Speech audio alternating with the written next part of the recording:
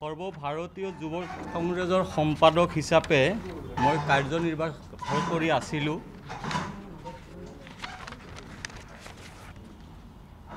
অসমৰ এটা সৰু চহৰ, স্বাভিমানী এখন সৰু চহৰ চাপৰ। সেই চাপৰতেই আমাৰ জননেতা শৰৎচন্দ্ৰ সিংহৰ জন্মস্থান আৰু সেই স্বাভিমানী এটা সৰু চহৰ চাপৰৰ মই সন্তান। আজি আমি বিগত দিনত বিভিন্ন সময়ছোৱাত ধুবুৰীৰ ৰাজনীতি আৰু ধুবুৰী এটা সোণৰ কণীৰ পৰা হাঁহৰ দৰে বিভিন্ন স্তৰত আমি উপলব্ধি কৰিব পাৰিছোঁ। সেই গতিকে মই আজি আপোনালোকক আমন্ত্ৰণ কৰিছোঁ। মই মোৰ আৱেগ, মই মোৰ নিজৰ অঞ্চলৰ আৰু আমাৰ ধুবুৰী লোকসভাৰ অভাগা আৰু দুৰ্ভগা জনসাধাৰণৰ যি স্বতন্ত্ৰতা হানিৰ যি অপচেষ্টা চলি আছে, সেই অপচেষ্টাৰ বিৰুদ্ধে সৰব হৈ মই আজি এক সিদ্ধান্তত উপনীত হৈছোঁ। আজি যদি আমি অনুভৱ কৰোঁ, আপোনালোকে নিশ্চয়কৈ জানে যে 1955 ধুবুৰীত যেতিয়া ফাৰ্ষ্ট আমাৰ গোটেই ভাৰতবৰ্ষত ইলেকশ্যন হৈছিলে, তেতিয়া ধুবুৰী লোকসভাৰ সাংসদ হিচাপে নিৰ্বাচিত হৈছিলে আমজাদ আলী চাহেব 1955, আৰু তেখেত সুপ্ৰিম কোৰ্টৰ এজন সন্মানীয় অধিবক্তা আছিলে। 1955ত যদি আমাৰ ধুবুৰীৰ জনসাধাৰণৰ নেতৃত্ব দিবৰ কাৰণে সুপ্ৰিম কোৰ্টৰ এজন সন্মানীয় অধিবক্তা আমাৰ স্থানীয় মানুহ আছিলে, আজিৰ একবিংশ শতিকাত আমি কিয় উপেক্ষিত? স্বাধীনতা হ'ল, ভাৰতবৰ্ষ স্বাধীন হ'ল, কিন্তু আমি এনেকুৱা এক অনুভৱ কৰোঁ যেন আমাৰ ধুবুৰী এতিয়ালৈকে স্বাধীন হৈয়ে পোৱা নাই। ৰাজনৈতিকভাৱে আমাৰ যেন স্বতন্ত্ৰতা নাই, ৰাজনৈতিকভাৱে যেন আমাক সদায় চাপি ৰখাৰ এক ষড়যন্ত্ৰ আমি উপলব্ধি কৰিব পাৰিছোঁ। গতিকে বহু কথা, বহু আৱেগ NSUI কৰি সৰ্বভাৰতীয় স্তৰত এই স্থানলৈকে আহোঁতে বহুত কষ্ট আৰু সংগ্ৰাম আমি কৰিছিলোঁ। এই স্থানত আহিবৰ কাৰণে গোটেই ভাৰতবৰ্ষৰ হাজাৰ হাজাৰ যুৱ কংগ্ৰেছীয়ে সপোন চায়। মই নিৰ্বাচনৰ জৰিয়তে NSUI যুৱ কংগ্ৰেছৰ এই স্থানলৈকে আহিছোঁ। কোনো নেতাৰ, আমাৰ কংগ্ৰেছ দলৰ নেতাৰ আশীৰ্বাদত মই ইয়ালৈকে অহা নাছিলোঁ, কিন্তু তেখেতসকলৰ আশীৰ্বাদ সদায় আমাৰ প্ৰতি, মোৰ ওপৰত আছিলে। কিন্তু বিগত সময়ছোৱাত মোৰ নিজৰ জাতি আৰু নিজৰ অঞ্চলৰ কাৰণে মই আজি শ্বহীদ হ'বলৈ ওলাইছোঁ। আৰু এনেকুৱা ধৰণৰ জাতিৰ স্বাৰ্থত, নিজৰ মানুহৰ স্বাৰ্থত যদি এনেকুৱা হেজাৰবাৰ শ্বহীদ হ'ব লাগে, মই নুৰ ছবি ৱাজিদে হাঁহি হাঁহি শ্বহীদ হ'বৰ কাৰণে মই ৰেডি। ৰকিবুল হুছেইন ডাঙৰীয়াক আপোনালোকে সকলোৱে চিনি পায়। ৰকিবুল হুছেইন চাহেবে বিগত 15 বছৰ কাল অসমৰ মন্ত্ৰীসভাৰ এজন শক্তিশালী মন্ত্ৰী আছিলে। আমাৰ ধুবুৰী জিলাত তেখেতে ইনচাৰ্জ মিনিষ্টাৰ আছিলে। ধুবুৰী জিলাৰ ৰাজনৈতিক আভ্যন্তৰীণ ভাগত তেখেতে ইণ্টাৰফেয়াৰ কৰি ডিষ্ট্ৰিক্টৰ পৰা আৰম্ভ কৰি যুৱ কংগ্ৰেছলৈকে তেখেতে আধিপত্য ৰাখিবৰ কাৰণে তেখেতে নিজৰ মানুহক নিৰ্বাচনৰ জৰিয়তে এটা স্থানলৈকে আনিছে। ৰকিবুল হুছেইন ডাঙৰীয়াৰ এই স্বৈৰাচাৰিতা তেখেতে কণ্টিনিউৱাছলি ভাৰতবৰ্ষৰ কংগ্ৰেছ দলক মিছলিড কৰি আমাৰ সংখ্যালঘু সম্প্ৰদায়ৰ মানুহক ইউজ কৰি তেখেতে সদায় আমাৰ ওপৰত ৰাজনীতি কৰি আহিছে, আমাক সদায় ৰাজনৈতিকভাৱে দবাই ৰাখিবৰ কাৰণে চেষ্টা কৰিছে। আমি যদি আপোনাক সহজ ভাষাত কওঁ, সংখ্যালঘু সম্প্ৰদায়ৰ বিভিন্ন সমস্যা, কোচ ৰাজবংশী সম্প্ৰদায়ৰ বিভিন্ন সমস্যা, আমাৰ নামনি অসমৰ গোৱালপাৰা অবিভক্ত জিলাৰ বিভিন্ন সম্প্ৰদায়ৰ মানুহৰ সমস্যাক তেখেতে কেতিয়াও কিন্তু তেখেতে নিজৰ বুলি ভাবি কেতিয়াও সমস্যাবোৰ সমাধান কৰি পোৱা নাই।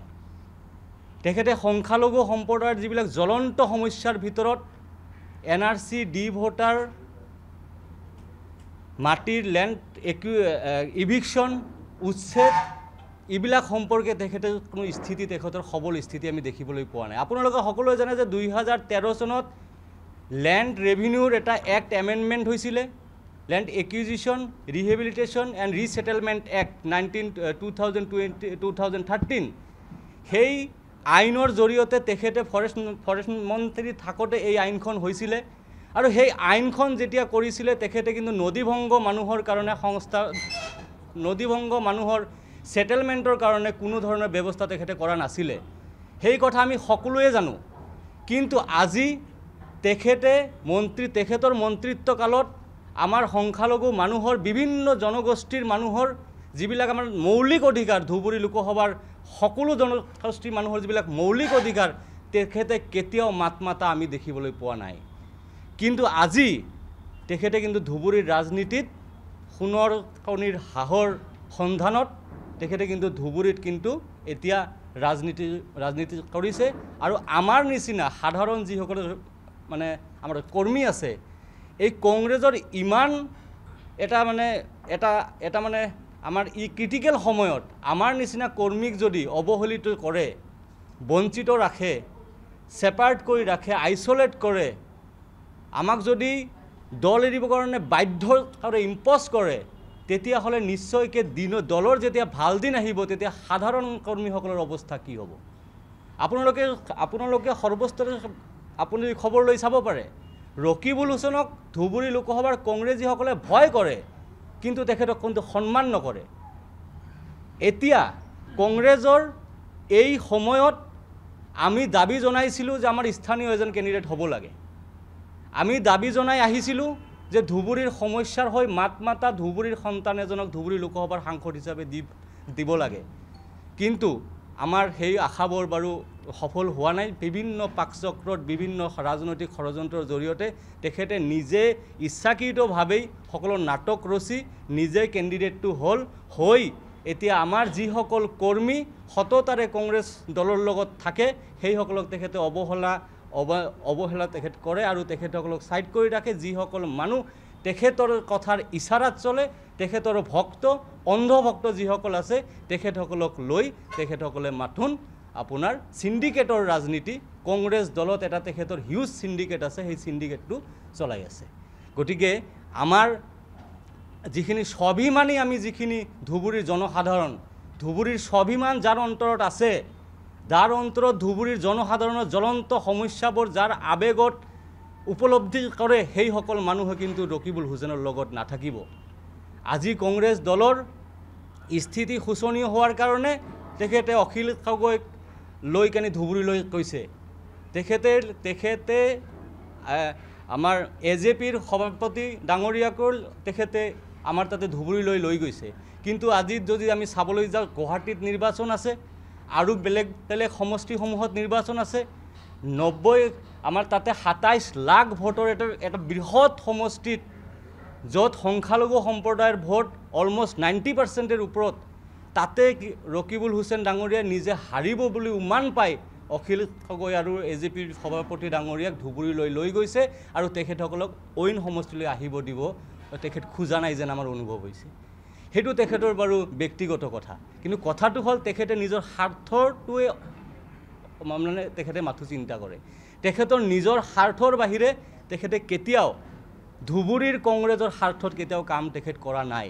আৰু ধুবুৰীত যিসকল ব্যক্তি ধুবুৰীত তেখেতৰ লগত আছে, আপোনালোকে খবৰ লৈ চাওক, জিলা কংগ্ৰেছৰ যোনজন সভাপতি আছে তেখেতে 2016 চনৰ নিৰ্বাচনত চিকিউৰিটি মানি ফৰবিট হৈছিলে। আৰু তেখেত আজি জিলা কংগ্ৰেছৰ এই কাৰণে সভাপতি হৈছে কাৰণ তেখেতে ৰকিবুল হুছেইনৰ অন্ধভক্ত। এনেকুৱা বহুত মানুহ আছে ধুবুৰীত যিসকল কংগ্ৰেছৰ সৎ আৰু কংগ্ৰেছৰ অত্যন্ত শক্তিশালী মানে আপোনাৰ শক্তিশালী যিসকল আমাৰ কণ্ঠ আছে, সেইসকলক ৰকিবুল হুছেইনে কিন্তু কেতিয়াও আগবাঢ়িব দিয়া নাই। প্ৰত্যেকটো সমষ্টিত 4জন 5জন 6জনকে তেখেতে MLA কেণ্ডিডেটৰ 2026 চনৰ সপোন দেখুৱাই তেখেতসকলক দি নিৰ্বাচনটো চলাই আছে। তেখেতে এনেকুৱা ধৰণৰ ৰাজনীতি কৰিছে। আমি যিসকল আমাৰ কংগ্ৰেছৰ ছিনিয়ৰ মানুহ আছে তেখেতসকলে অন্তৰত যদিও তেখেতসকলে ৰকিবুল হুছেইন ডাঙৰীয়াক ভাল পাওক নাপাওক কিন্তু তেখেতসকলে কিন্তু আজি তেখেতৰ লগত ইফাল সিফাল যাবলৈ বাধ্য হৈছে।